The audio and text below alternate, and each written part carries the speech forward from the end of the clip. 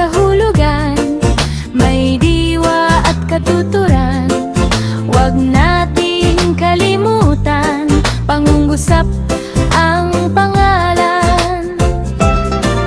Ang bata ay kumakanta, ito'y pangungusap talaga. Malaking titik ang simula, may bantas sa huling salita. Ang bata ay napahayag, kahulugan ay di sapat.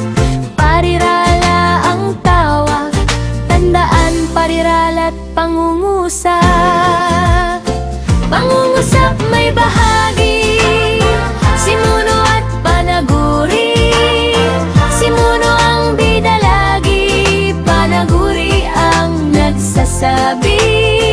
Sa pangungusap kanina, simuno ay ang bata, panaguri ang ay kumakanta. Pangungusap kung pinagsama,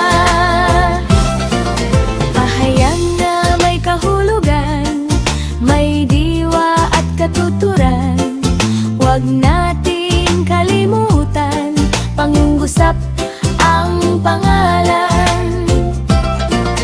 Ang bata ay kumakanta, ito'y pangungusap talaga.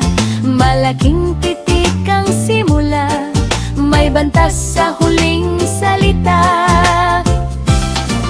Ang bata ay napahayag, kahulugan ay di sapat.